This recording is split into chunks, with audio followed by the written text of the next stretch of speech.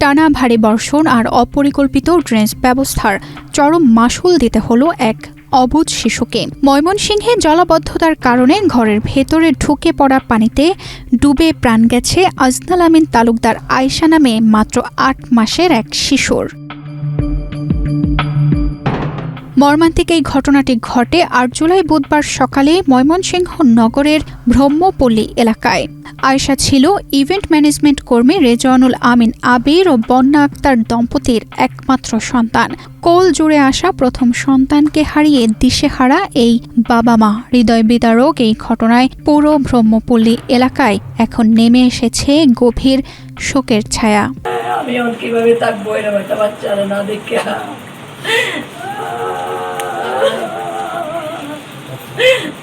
বসুন্ধরা ডায়াপেন্ট এখন আরো উন্নত। এই হট এয়ার থ্রো টপশিট দ্রুত শোষণ করে সোনামণিকে দেয় কোমল অনুভূতি। পরিবারের স্বজনরা জানান ২-৩ দিনের টানা বৃষ্টিতে বাসার ভেতরেও পানি জমে যায়। বুধবার সকালে খেলাধুলার পর আয়েশাকে নিয়ে তার মা ঘুমিয়ে পড়েন। এক পর্যায়ে শিশুটি নানি এসে দেখতে পান ঘরে জমে থাকা পানিতে উপুড় হয়ে পড়ে আছে আয়েশা। সঙ্গে সঙ্গে মুমূর্ষু অবস্থায় তাকে উদ্ধার করে ময়মনসিংহ মেডিকেল কলেজ হাসপাতালে নিয়ে গেলে কর্তব্যরত চিকিৎসক তাকে মৃত ঘোষণা করেন। সন্তানহারা বাবা রেজওয়ানুল আমিন আবির ক্ষোভ প্রকাশ করে জানান, নগরের ড্রেনেজ ব্যবস্থা ও জলাবদ্ধতার সমস্যার সমাধান হলে আজ ঘরের ভেতরে পানি ঢুকত না এবং তার কোল এভাবে খালি হতো না। প্রচণ্ড বৃষ্টিতে পানি জলাবদ্ধতা হয়ে যাওয়ার কারণে বাসার ভেতরে পানি চলে গিয়েছিল। বাচ্চার বয়স ছোট, ৮-৯ মাস। বাচ্চা খেলার ছলে গড়িয়ে বাড়ির পানিতে পড়ে যায়। আমরা সাথে সাথে হসপিটালে নিয়ে যাওয়ার পরে আসলে আর বাঁচানোর সম্ভব হয়নি আমার বাচ্চাকে। তো এই শহরে সবসময়ই খারাপ, কোনো উন্নতি হয় না ড্রেনেজ ব্যবস্থার, যেই সরকারি থাকুক বা যেই থাকুক। এটা যদি ড্রেনেজ ব্যবস্থাটা ভালো থাকতো তাহলে হয়তো বাসার ভিতরে পানি যেত না। আমার প্রথম সন্তান ওর নাম আয়াস। ও দুঃখজনক, বয়স ৯ মাস।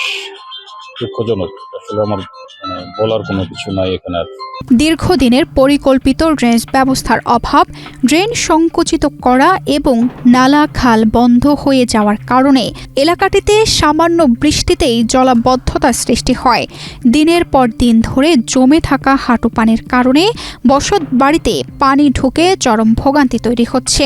নগর কর্তৃপক্ষের চরম অবহেলা ও কার্যকর পদক্ষেপের অভাবে ক্ষুব্ধ এলাকাবাসী দ্রুত ড্রেনেজ ব্যবস্থায় পুনর্বাসন ও জলাবদ্ধতা নিরসনে কার্যকর ব্যবস্থার দাবি জানান। ৭-৮ মাস বয়স হবে। রাত্রিবেলা সকালে দুর্ঘটনাবশত খাট থেকে পড়ে যায়, তার মা টের পায় নাই, বাচ্চাটা মারা গেছে। এটার অন্যতম একটা কারণ আমরা মনে করি, আমরা ছোট থেকে এই অঞ্চলে দীর্ঘ জলাবদ্ধতা সৃষ্টি হইতেছে এবং আমাদের পানি আগে খুব দ্রুত শহর থেকে পাস হয়ে যেত। প্রভাবশালী মহল এই পাস হওয়ার জন্য বড় বড় ড্রেনগুলি এগুলি সংকুচিত করার কারণে পানি তাড়াতাড়ি যেতে পারে না। এর জন্য আমরা এই সীমাবদ্ধ এই জলাবদ্ধতা বেশি রকমের ফিল করছি। আজকে সকালে পানি উঠছে, বিকাল পর্যন্ত পানি নামে না। এই ড্রেন সংকুচিত হয়ে যাওয়ার একটা অন্যতম কারণ। আপনাদের মাধ্যমে আমরা নগর কর্তৃপক্ষকে জানাতে চাই, আমাদের এই জলাবদ্ধতা নিরসনের জন্য দ্রুত পদক্ষেপ গ্রহণ করবেন। আপনারা এটা যথাযথ কর্তৃপক্ষকে জানাবেন। ময়মনসিংহ সিটি কর্পোরেশনের প্রশাসক রোকনুজ্জামান সরকার রোকন শিশুটির মর্মান্তিক মৃত্যুতে গভীর শোক ও দুঃখ প্রকাশ করেন।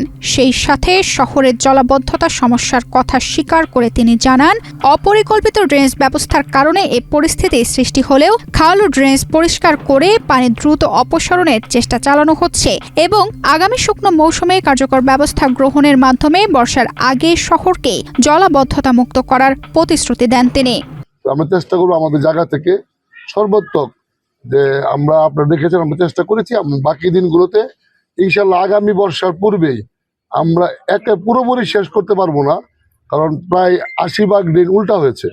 আমরা আগামী বর্ষা মৌসুমের আগে এই জলবদ্ধতা নামক শব্দটা থাকবে না, কিছু সময়ের জন্য জল জট থাকতে পারে।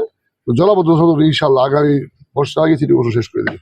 যে কোনোভাবে এই দায় আমরা এড়াতে পারি না, কিন্তু ড্রেনের ব্যবস্থা তো আমরা রাতারাতি পরীক্ষা করতে পারবো না। তবে ওইসব গুলিতে পানি উঠে এসব অভিভাবকদেরকে আমি অনুরোধ জানাবো, যেহেতু আমি এই গত ৪.৫ মাসে পারতেছি না, ৪.৫ মাসে বর্ষা চলতেছে, আমরা আগামী বছর পর্যন্ত এইরকম বৃষ্টি হলে আমরা অভিভাবকদেরকে সচেতন হতে হবে যেন বাচ্চাটাকে একটু সতর্কভাবে রাখা হয়।